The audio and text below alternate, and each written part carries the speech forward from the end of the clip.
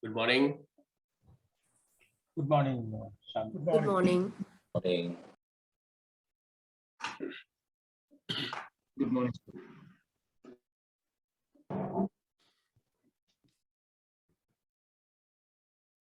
Do we have any newcomers by any chance?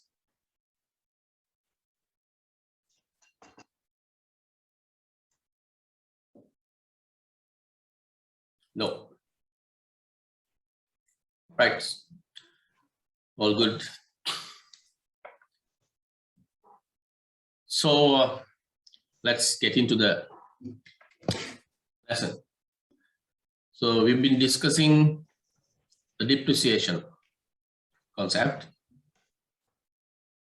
And just to recap a few things that we discussed last time, we discussed what is depreciation and why we make depreciation in an organization.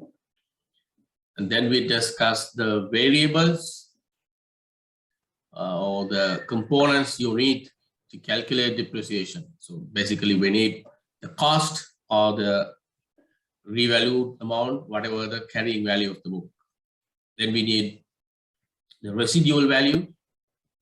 So cost minus residual value will help you to get the depreciable value. Then we need the useful life. That's the third element.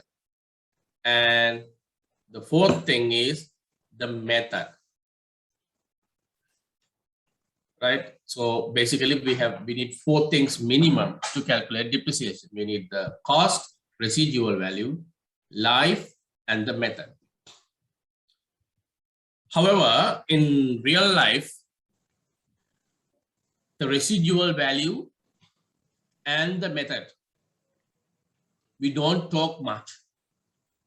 We only talk about the cost and the useful life. That is why in many cases, we simply get the cost, get the life, and divide the cost by the life and take the balance as the depreciation. So we realized when you discuss the methods that is just one method out of many. That is straight line method.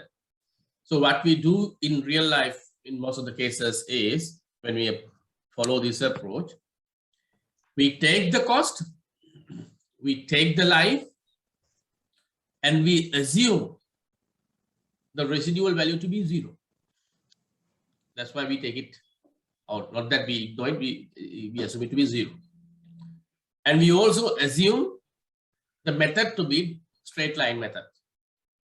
That's why we simply divide the value by the number of years and get the depreciation. Now we discuss that is not the right thing to do because your depreciation is all about how you consume your assets or the bundle of benefits. Technically, your depreciation should reflect the pattern in which you consume the benefit. So that pattern has to be reflected. If you consume more at the beginning and less towards the latter part of the life of an asset, you cannot say it's equal every year. So you have to reflect that. And that is what we discussed when we talk about the method. So method is all about how you allocate the depreciable cost of an asset over the life. The pattern in which we do is determined by the method. So we discussed two methods. The first one is what we all know, straight line method, simply taking the cost, residual value, and then divided by the life. We discussed that. And then we discussed another method called reducing balance method. So let me share the screen.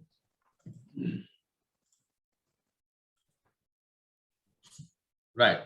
We discussed reducing balance method. And this was the last slide I think we discussed the other day. So under this, what we do, we calculate or estimate what we call the constant percentage. So this is the depreciation percentage that we apply. So there's a formula. By using that formula, we arrive at that constant percentage. Then you apply that constant percentage to the opening balance every year, the net balance of every year, and then arrive at the depreciation figure. So we have done an example the other day. We took the first year depreciation by applying the rate on the cost, and then the second year depreciation would be the cost minus the first year depreciation. You get the net opening balance for the following year. You simply apply that rate on that balance, you get the depreciation for that year. Likewise, we continued and we arrived at the depreciation figures for all the 4 years in that example. We also noted, when you do this exercise, at the end of the useful life of that asset, whatever the remaining balance should be equal to the residual value if our technique is correct, and if we have applied the formula appropriately, our closing balance or the net book value at the end of the life should be equal to the residual value. And we observed that as well the other day when we did that example. There was a slight difference, and I explained why that difference is because we did not take the exact answer of this formula, we rounded it off. As a result, there can be slight variation. And I think that's where we stopped the other day. And as I mentioned in the first method, we also have this Excel formula to calculate the depreciation using computer. We are going to do that today after we complete this lesson. Any questions or clarification from anyone on what we have discussed up to now, last week, right? Before I start the lesson today. Any question? Rajiv, are we going to discuss the guidelines in deciding the method to be used for depreciation? Somewhere we are going to discuss it, is it? What do you mean? Say, how do you decide on a particular method to be used? What is the most appropriate method for a given scenario? Yeah, so we will discuss that guideline. Yeah, to decide it. Basically it's like this. You need to understand what does the method represent, right? So method is there for you to determine how you allocate the depreciable cost. So you identify the depreciable cost, right, by deducting the residual value from the cost. Then you know this is the total value I should be allocating over the useful life of this asset, right?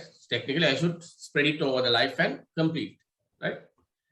The method is telling you how you do that. That means what is the pattern, right? I have, let's say, 100,000 as my depreciable cost. I have 4 years as my useful life. So what should be the pattern in which I allocate this 100,000 over 4-year life? Am I to apply 25, 25, 25 or something else? So that is about the method. So different methods will give you different patterns. The straight line method will give you equal. Reducing balance will give you reducing depreciation. You have higher depreciation at the beginning, then gradually it comes down. So there are, and we will discuss few more methods as well. So these methods will tell you different patterns you can apply. So there's only one rule here. That's nothing much. The rule or the guideline from the accounting standards is that your depreciation method should reflect the reality. That is how you consume your asset. So what is your estimate or assessment of the consumption of your asset? There is a practical difficulty there in certain cases because you can't pinpoint and say, this is exactly how I'm using this. So there are certain assets by nature, we apply certain methods. For example, if you look at a building, right? So you can't clearly say, okay, are you using more at the beginning, less at the end, or nothing? You know, it's just a building lying there. Whether you occupy it or not over a period, there is a value deterioration. So you have to use straight line method for the building line, right? But assets like vehicles, assets like machines, you sometimes can identify we are heavily using them at the beginning and then gradually reduce. Even in vehicles, there are two types of vehicles.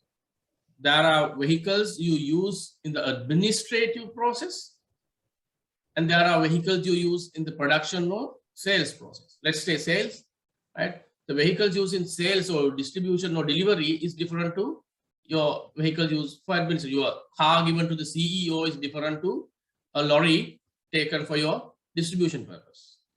So you might apply reduce imbalance method for distribution vehicles and straight line method for your employees' vehicle.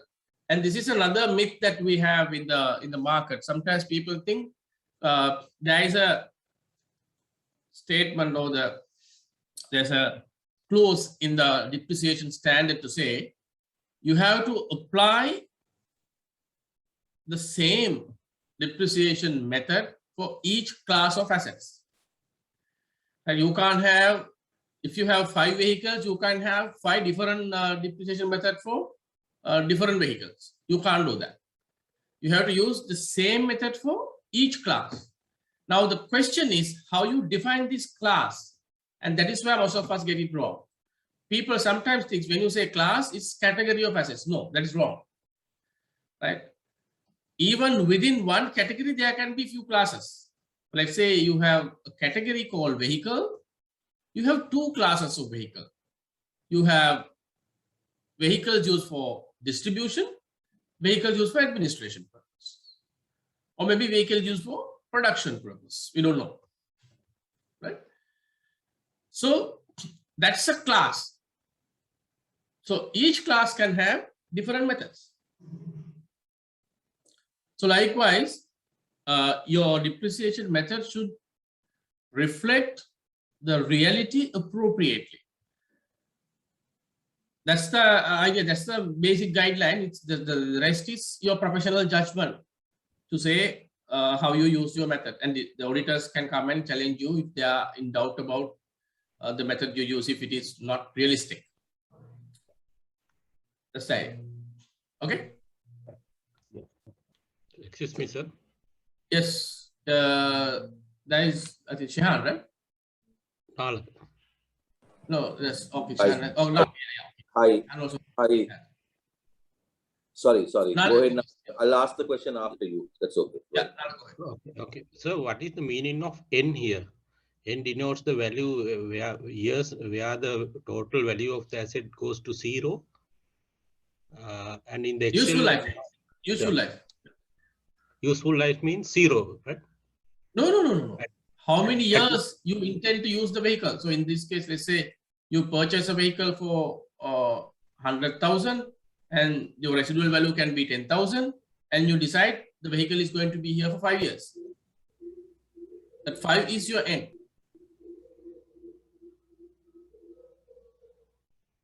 Number of years you intend to keep the asset with you. Okay. In the Excel formula, what is the meaning of period then? Is the same? I'll get back to. Don't worry about that formula for the time being. I'll explain all of them later. Otherwise, you'll get confused. So I'm discussing that formula in the class today. After I'm completing this, I'll explain you what that period is about. Don't worry. Okay. Hi, Chamika. You don't see that period in the previous formula. If you go to the previous one, see? Straight line, sorry. This formula, you don't have a period, you see? Yeah, it's a bit confusing. So even in the book, I know. they use N, and I know, then they use but R, let me not- T as well. yeah, let me not to confuse you further. We'll focus on the theory part now. I'm getting back to this formula once I'm done with it. Then when we open the Excel sheet, I'll explain you what it is. Yes, sure. Hi, Shamika. Shamika, on the asset classes, let's say furniture fittings, computer, vehicles, is there for the period that has IFRS given some sort of a indication? This is the period that should be used. Is there anything governed by the IFRS standards? IFRS are principle-based standards. They're not rule-based. Rule-based means if you like traffic police, right? If you get road rules, right? It clearly says your speed limit 70, okay, right? If it is 70, 71 means a violation. So likewise, it's a clear rule, but accounting standards are principle-based. So what it does is, it gives you a principle and the user has to use their professional judgment to appropriately apply the principle in the circumstances. Because if you keep on doing this, there can be multiple situations. For example, I'll get an example of a building. When you try to give the life of a building, let's say like standard can say 50, but that is not right, because the life of the building depends on many factors, right? Firstly, it depends on the material you use. You can have brick, right? Brick can be clay or cement bricks, right? Or you can have wooden buildings. You can have steel buildings. You can have concrete buildings. There are a lot of, variations there. Depending on the material you use, the life has an impact. And also, depending on the location of the building, also there is an impact, right? When you have a building close to sea, there is a different impact. When you have a building in a upcountry, that's a different impact. Likewise, depending on the location, the material, and various other factors, the life of the building can be different. So what it says is, you have to determine as a company what is the life of the building you think that you are going to use for the company, or what is a realistic thing. Use professional judgment to do that and then apply it. But you can't have highly unrealistic figure because you have discretion. Let's say, okay, the standard does not indicate anything, so we can decide, let's put it at 500 years. You can't do that. It has to be realistic. So what we generally do, like, in auditors and all, even in Sri Lanka, I think there is this engineers association or something, they are publishing some guidelines. I saw a guideline some time ago about determining the lifespan of a building. They have given certain guidelines depending on the material and the location. They have given a list of things. They have said if it is wooden and under this condition, it should be maximum 40 years. If it's like this, it's 100 years. Likewise, they have given some guidelines. So we can use that kind of professional referrals to determine it. Otherwise, there is no specific indication in accounting standards about this. But for tax purpose, it's a different ball game.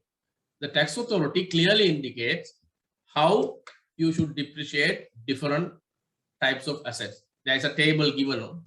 You have to apply that table. So they don't use the word depreciation. They use capital allowance. That is for the purpose of calculating the taxable profit.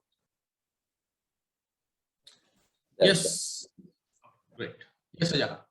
Yeah, so in the book itself, we used to say the reduce imbalance method as the decline imbalance method. I came across something like double declining method. I'm not telling you immediately. If you can explain that also while the lecture goes, then it will be useful. So double declining is you are increasing the what do you call the gap, right? So declining method is basically you simply apply the rate, it comes down gradually, right? Now, when you say double declining means the word itself gives you the idea you are expediting the reduction, right? I will explain you maybe with the formula after I'm done with the slides here, so that it's fair by everyone.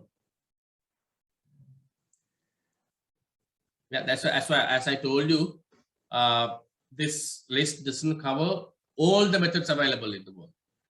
It has given only 6 methods, just for our knowledge, but there are many other techniques you can follow, because after all, it's about the pattern in which you allocate it. So there can be many patterns based on different formula. Yes, Dem. Shaminder, now let's say a company applies a certain method for a certain class of assets, and can they later on change it? Can. Okay. Allowed, but not randomly, right? Whenever they feel our profit is not good, let's change the method, then fix it. No, you can't use accounting policies to fix your profit, right? It should reflect the reality. So the accounting standards permit you to adjust or change it, provided the newer method reflects the reality better than the previous method. You have to justify. Let's say you've been depreciating your distribution vehicle on straight line method. Now you change it to reduce imbalance and justify. It's more appropriate to depreciate it on reduce imbalance than straight line, because that's the reality. So then it's accepted, but not keep on changing on a random basis, because it's not method. No, we can the accounting standard itself says you have to make a review. 3 things, right? You have to review your residual value estimates, right? If you have used it, you have to review your life of the asset, right? Because whether you can initially start with 5 years, is it the case, or have you changed your minds in your organization, right? So the life has to be reviewed, and your method has to be reviewed, and say whether it appropriately reflect the reality. So it's permitted, and you can justify all these things, and you can change all these things. You can change the life, you can change the method, you can change the residual value. All these estimates can be changed, and it also provides you the ability to revalue if you think even the value is not reflecting the right value of the asset. So all these are possible, but has to justify why you did that, and it should reflect the reality. Great. So discuss a lot of questions. We'll move forward, and I can take up any further questions as we move on. Now, if you look at this method again, there is a technical problem in this method. So if I am to remind you or recap the formula, it is residual value divided by cost nth root, right? And 1 minus this. This is the formula to arrive at the constant percentage. There is a problem in this formula. What if, as I told you, in real life, many organizations do not use the residual value. They consider it to be 0. If you look at a scenario like that, what happens to this formula? Let's say value cost is 10,000, residual value is 0, life is 5. So what happens to this formula? 0 divided by 10,000 and 5. What's the answer here? 0. Infinity? 0. No. 0. 0. Or 0? If you divide any number by 0, it is infinity. Yeah. If 0 is divided by any number, answer is 0. If this 0, if you try to get the fifth root, what happens? There is 0. Again 0. Then the entire answer for this area is 0. Then 1 minus 0, 1. 1. That means as a percentage, 100%. 100%. so what happens? If your residual value is 0, in this method, the formula suggests you to depreciate everything in the first year. This is a technical problem in this formula because practically we need situations, right? We have situations to apply depreciation considering residual value as 0. So what do? We have no option. If we get that kind of a situation, we cannot simply apply this method. That's the answer. We have to use an alternative method, but with the same logic to find the depreciation. And that's where we have the next method, sum of the years digits method. So this method, if you look at the principle, is the same, right?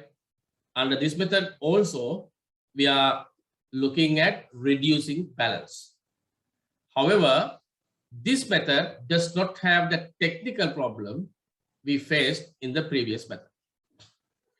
So what we do here is we take the number of years and mathematically calculate the proportion to depreciate, right?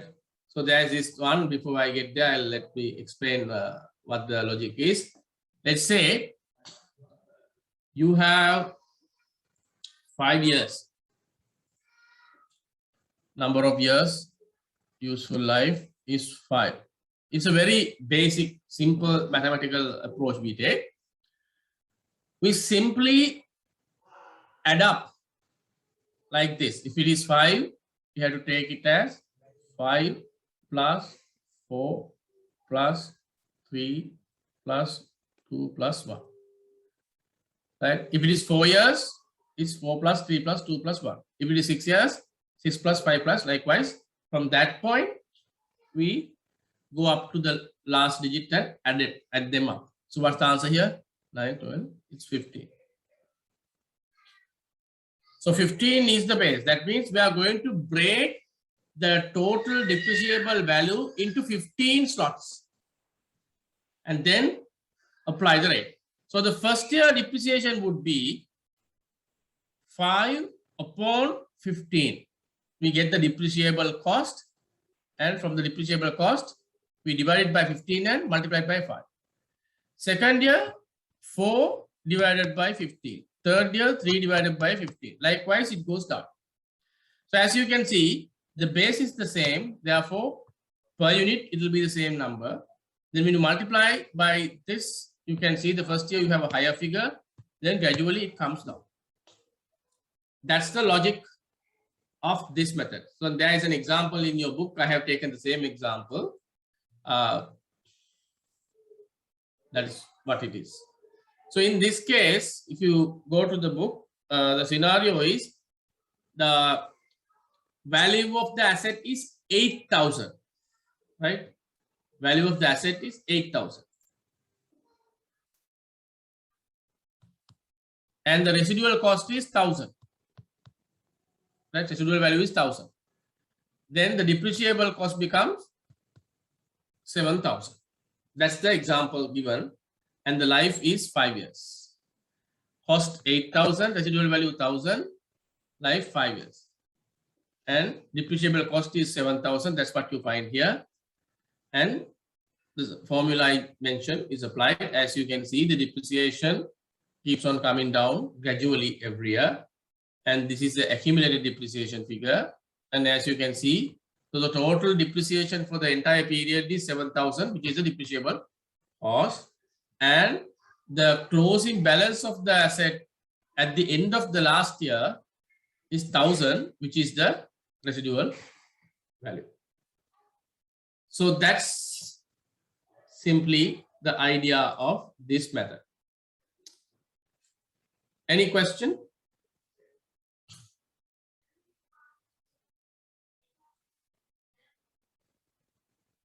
Right. Looks like it's clear to everyone.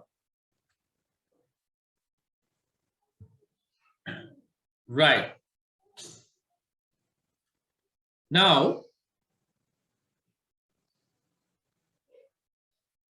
there's a little area you need to understand. I told you this method is an alternative or substitute to the previous method we discussed. When you cannot use the previous method because of the residual value issue, you can use this one. And the beauty of this one is this method can be applied whether or not you have residual value. If you have residual value, you put it. If you don't have, you don't put it. It doesn't matter, because in the end, all what you have to take as the basis is your depreciable cost. So in this example, because there's a residual value, the depreciable cost has become 7,000. If there was no residual value, the depreciable cost would be 8,000. You simply apply that and calculate it. And then the closing balance will become 0 at the end. Now, these two methods are substitute to each other. You can use either one. However, these two methods won't give you the exact depreciation value, because although conceptually both methods follow the same approach, the formula is different. As a result, the figure you get as depreciation is not the same. You have to understand that part. Right. If you don't have any question, and then we'll move forward. And this is the, yes, Raju, Excel formula. Shaminder, now we have this as an alternative when the residual value is 0, right? So if there is a residual value, always the preference is the previous method, is it? Not really, not really. That's not. Okay. It's up to the company to decide. Okay. These are two different methods.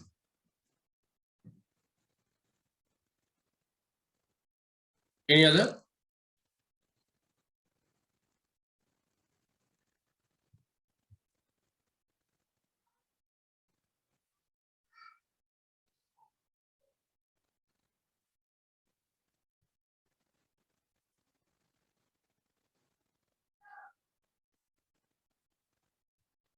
Right. If you don't have any other questions, let's move on.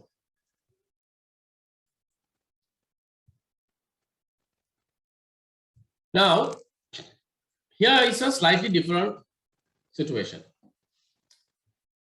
I told you what we do with depreciation is we get the depreciable cost and allocate it over the useful life following a particular method or pattern. Now, there are instances the life of the asset is not necessarily a function of period. Say, for example, I will give you a basic example for you to understand the logic. Look at the cartridge you use for your printer, right? Sometimes it says you can print 2,000 pages, 5,000 pages, whatever, right? So when you put that cartridge to the printer, you can't say I'm going to use this for 3 months or 5 months. Why? It depends on the number of pages you print. The moment you complete the number of pages, you have to dispose it. If you print 2,000 pages within 1 month, you have to replace it. Or if you have less prints and then let's say you consume 2000 pages in 3 months, you can keep it for 3 months. So you can't say I can use the cartridge for 3 months or 2 months or something like that. It depends on the design capacity in terms of quantity. So likewise, you have the same scenario for certain machines as well, especially in the manufacturing setup. Most of these machines have a design capacity based on the number of units you produce. So once you are done with that number of units, you have to dispose the asset. So it depends on how you use that machine to produce those. So in this case, your life is not a function of period, but a function of quantity or units. So you determine the life based on the units. If that's the case, it is not appropriate for us to use a period-based approach to determine the depreciation. That is why this method comes into the picture. This method says, if the life of your asset is determined by the number of units it produces, so whatever, consider the pattern of that units generation and follow the method. Say, for example, I'll give you an example. You have a machine, and this machine is designed for 10,000 units. And the moment you are done with this 10,000 units, your machine's life comes to end. However, we prepare the financial statements for a period. Therefore, you need to have a connection between the number of units and the period when you calculate this. So I identify the life. I'm going to use this machine for 5 years or 4 years. That's okay. Let's say I'm going to use this for 4 years. Then I have year 1, year 2, year 3, year 4. I need to get my production plan. First year, I'm going to produce 2,000 units. Second year, 3,000 units. Fourth year, again, 3,000 units. And third year. Fourth year, 2,000 units. So you see, 2,000, 3,000, 3,000, 2,000. There's no pattern like we did before. The previous method, I did a straight line or reducing balance or something like that. Now here, it's 2,000, 3,000, 3,000, 2,000. Something like that. This ad hoc. So what this method says, you follow this production and then calculate the depreciation. So how do we do that? It's simply, we take the cost minus residual value, that will give you the depreciable cost. Then you divide this depreciable cost by the total number of units, right? Total number of units. That will give you DPU. What is DPU? Depreciation per unit. If you produce 10,000 units, your depreciable cost for that the entire asset is X, whatever the value. Then by dividing the depreciable cost using the total number of units, you get the depreciation per unit. Then you simply multiply this by the respective number for each year to get the depreciation for that year. Estimated number of units for that year. This is a mathematical formula you need to follow. There's no fixed formula because there's no pattern here. If there's a pattern, you can use a constant formula. Here we don't have a pattern as such. Therefore, we have to use this kind of a mathematical approach. That's the idea of this method. So here is a note that you get the depreciation per unit and then depreciation for the period. This is how you calculate. Any question or clarification? Just Rajiv, I can see your hand. Yeah, Shamin, just a input. Yeah. Molds used in forming product, like in the plastic industry and so on, is a very good example for this, right? Molds. Yeah, many industries, manufacturing, right? For most of the industries, the manufacturing plants, this should be the ideal method. But as now you all must be realizing, right? See, when we have this kind of different sensible methods, most of our organizations simply follow the straight line method and arrive at the wrong profit figure. And that is where the disconnect between the finance and the operations. Finance guys sit inside four walls and decide the rates and everything without citing the real operations. Technically, these things should be decided collectively.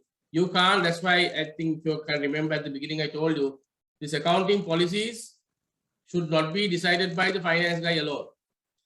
Because accounting policy should reflect the reality of the business. You all have to get together as the management and brainstorm, arrive at the appropriate policy that reflect the reality of the business. And most of the cases, it doesn't happen that way. Yes, Nalaka, go ahead. Yeah, based on the same thing, like I was thinking, why can't we use it for the vehicles? Because one of the key factors that determine the life of a vehicle is the number of kilometers that is being run. That is the primary factor.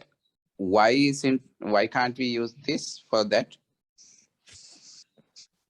Yes, you can consider, but in case of things like vehicles, is little tricky because, you know, we have, if you go to these vehicle websites, you can see sometimes you can find vehicles with 300,000 kilometers and still running. And in Sri Lanka, we can see Sri Lanka, India, these countries, we can see the manufacturers have no clue how these vehicles are still on the road, right? When we say Attavana, sometimes even, you know, some vehicles, your gearbox is on the lap of the driver when he drives, you know. You have all the gadgets and there are separate people to operate different parts of the vehicle, but still the vehicle is running on the road, right? So likewise, there are all kinds of things. Yes, the mileage is a consideration, but mileage is not necessarily a deciding factor in the vehicle situation, because people can overuse the vehicle beyond that with various, you know, workarounds. But the idea, for example, let's say the aircraft engine, we don't play with that. Aircraft engines are determined for a number of flying hours. The moment you exhaust that number of flying hours, they don't take a chance. That's expired. But vehicles, we hardly see the manufacturer telling you, you have to get out of this vehicle after you are done with this number of whatever the mileage, because it is not necessarily the mileage that matters. It's the condition of the vehicle. If you maintain the vehicle regularly and, you know, have everything, for example, you still can see these old cars, right? We still have some of those Volkswagens, Morris Minors running on the road, right? That means it depends on how you maintain the vehicle as well. So that's a little tricky area. That's why we do not generally use the mileage to determine the life of vehicles.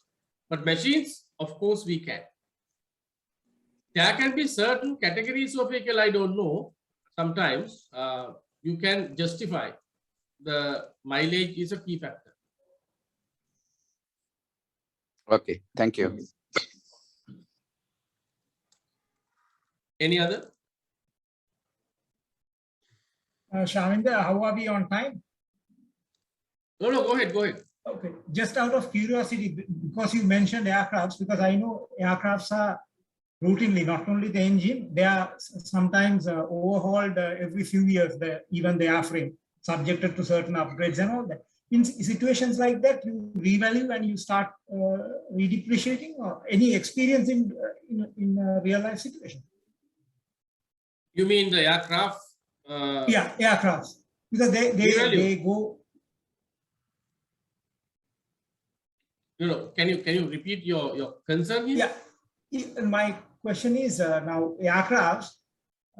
Let's say after a certain number of flying hours, even the airframe has to be checked and upgraded. That's why you see sometimes SLA sending aircraft to Ukraine to upgrade and replace certain vulnerable parts. So after that, you may have to revalue the asset and start depreciating again, right? Yes, what happens is things like aircraft, these are huge assets, right?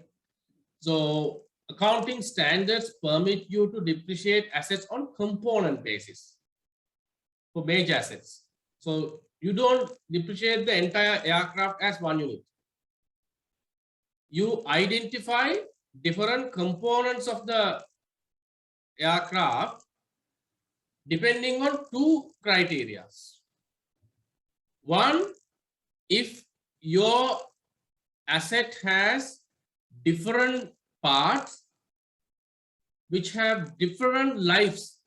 Your engine has a particular life, your body might have a different life, your wings may have different lives, right?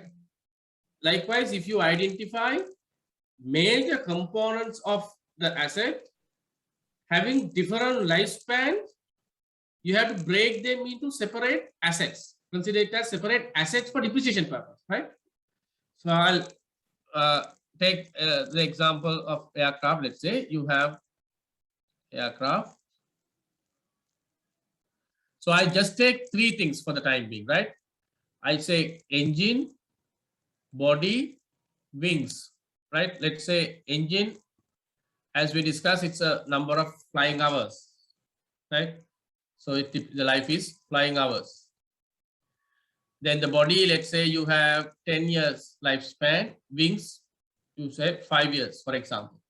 Now you can see they have different lives. So flying hours, generally it can be 4 years, 5 years, depending on, let's say, generally we exhaust it for over 4 years, let's say, for argument's sake. So you can see different lives. That's the first criteria. The second criteria is if these components in value terms has a significant amount. Let's say the total value of the aircraft is 10 million and engine 2 million, body 6 million and wings 2 million. That means this is 20%, 60%, 20%. So significant value. That means there is a material impact on the numbers when you calculate depreciation, right? Let's say there is, if the wings are just 100,000, right? It's a negligible value. Therefore, don't need to worry. So life is different, significant value. Then I have to consider these three as three different assets for depreciation purpose. If the life is the same, you can combine the two, right? If the body and the wings have the same life of 10 years, don't need to have separate because the same thing, same formula you can apply, you can pool it. So what I do now, I calculate the depreciation for engine separately, body separately, wing separately, and take the total depreciation figure, and that is the depreciation for the aircraft for that year. Right? You don't go to the financial statement and say the wings, this engine is this. No. In the financial statement, you have one asset, aircraft. And the depreciation is this. The calculation purpose, you break it into three. And the second part of your question, when you do overhauls, right? Replacements. So you have to follow the same approach. When you have a particular part, let's say for that purpose, engine itself, right? Now the value of the aircraft is 10 million with the engine. Engine comes down and you dispose that and replace with another engine. Then you have to add the value of the new part to the asset and reduce the remaining value of the existing part. If it is not fully depreciated, there has to be a remaining value there. You take it out, add the new thing, and your value of your aircraft will go up by that amount. That's permitted. However, you can only add something to the assets only if it adds to the life or the capacity, right? Fancy stuff you can't add, and also you cannot add the maintenance cost to the asset, right? If you change the bearings or there are certain, oil change or whatever, if it is just a regular maintenance part component, you don't add it, but otherwise you can add. And there is a ceiling for this. When you add items to the asset, right? You can add different things to the aircraft, right? You can add different gadgets here and there for the aircraft. However, whatever you add collectively should not exceed the recoverable value of that asset, right? That means if you add something, let's say I have a vehicle, I have a car. So I am adding different options to the car and I keep on adding the values to the car. But if my car value is 2 million and I keep on adding stuff and it goes up to 3 million, and in the market, whatever the realistic value for that asset, right, it can't exceed 2.5 million. Then I am not permitted to add up to 3 million. I have to cap it at 2.5 and spend the rest to the P&L. So don't try to confuse yourself if you don't get what I'm saying. I'm just giving you the real life scenarios that the accounting people have to deal with when we apply this depreciation or anything, because it's not as simple as what we talk here, right? I'm giving you the exact principle. Sometimes even accounting people don't get this right when they do this. So you need some kind of an expertise to deal with this. I hope I answered your question, by the way. Yes, thanks. Perfect. Okay, great. Any other questions?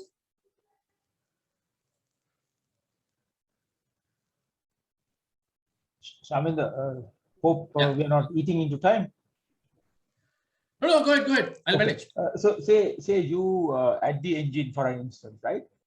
And the remaining value of the airplane is only say 2 years.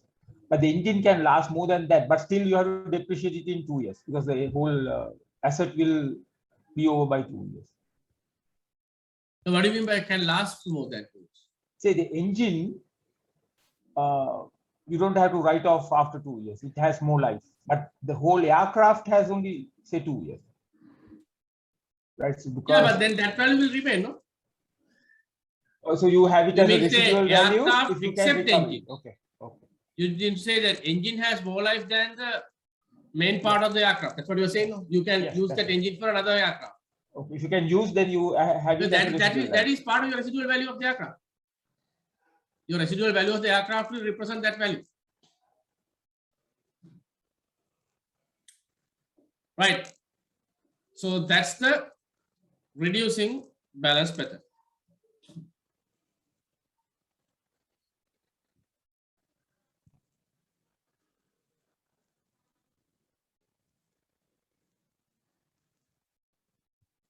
Right.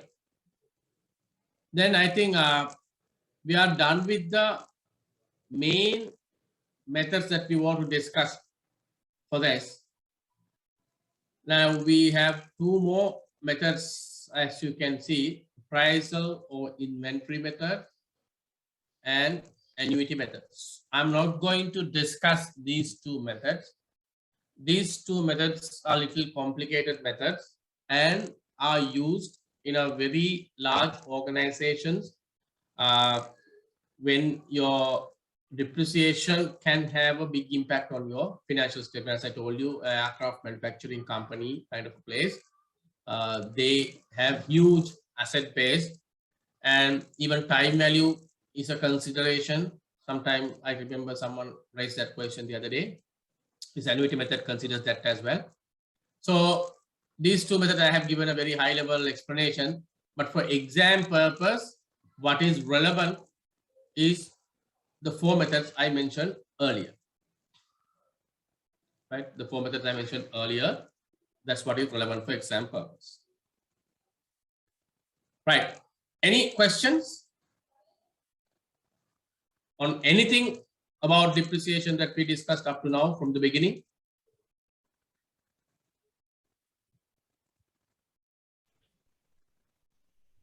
Sir, annuity method, do you have a formula in Excel?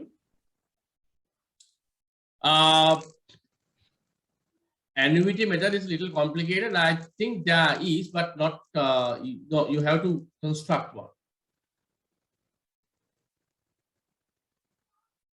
Okay.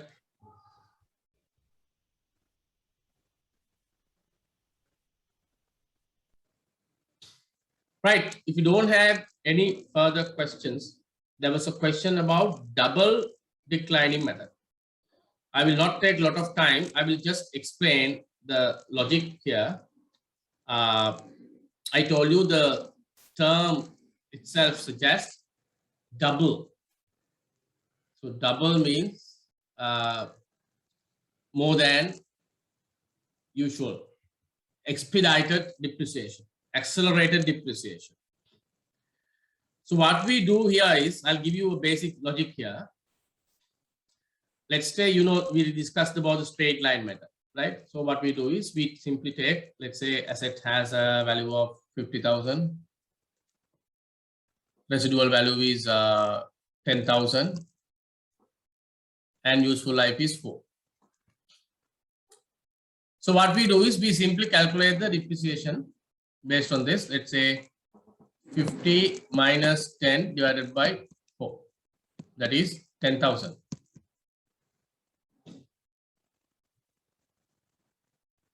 Right? That is 10,000. So if I apply this 10,000 as a percentage, that is 50 upon 10,000, that is 10%.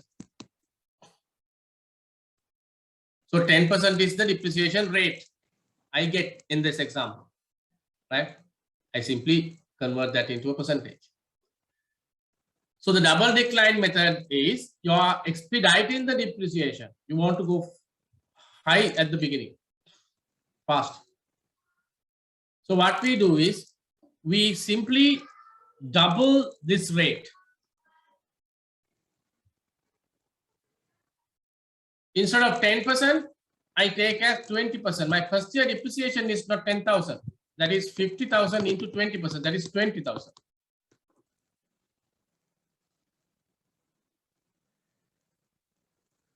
Got it? So that's how I start. Then I keep on applying this. Your opening balance for the next year is 50,000 minus 20,000, 13,000. So 30,000. So 30,000 into 20%. 6,000. It's more or less like reducing balance method, but that's how we go very fast. Got it?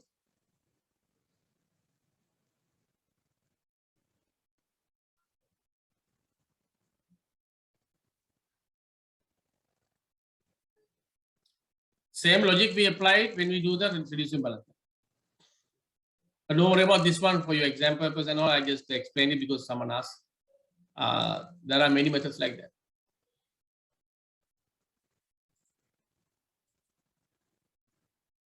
Right. So if you don't have any further questions on this, I'm done with this lesson. We've discussed what is depreciation. We discussed why depreciation is there. We discussed the variables of calculating depreciation. And finally, we discussed different methods of depreciation. That's the end of this lesson. Now, as I discussed the other day with you all, I need to work on the computer for the balance part. So what I suggest is,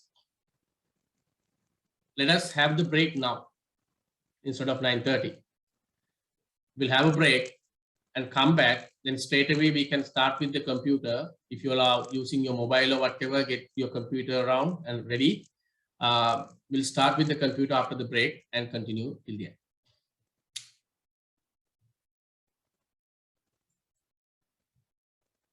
So 15 minutes enough?